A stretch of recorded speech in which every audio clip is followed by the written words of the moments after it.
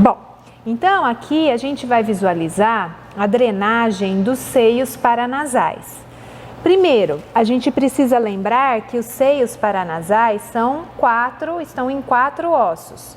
Então, aqui a gente já visualiza o seio frontal, a gente visualiza o seio esfenoidal.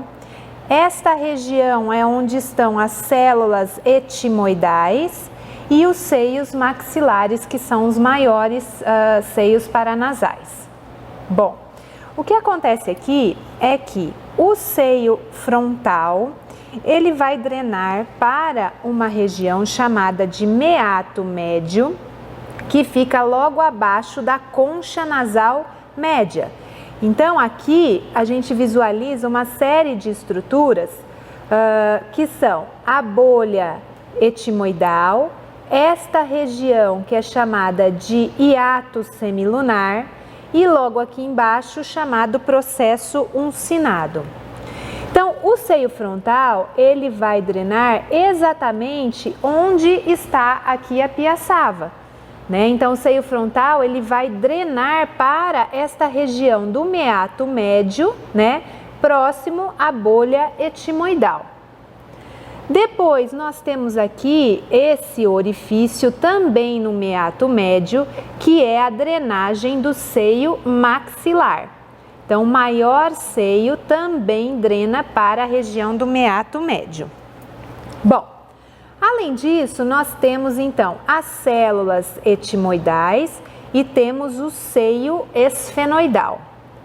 As células etimoidais, elas vão ser divididas em grupo mais anterior, que estaria aqui nesta região, abaixo da mucosa, região média, então células etimoidais médias, que estariam nesta altura, e as células etimoidais posteriores, que estão próximas ao seio esfenoidal.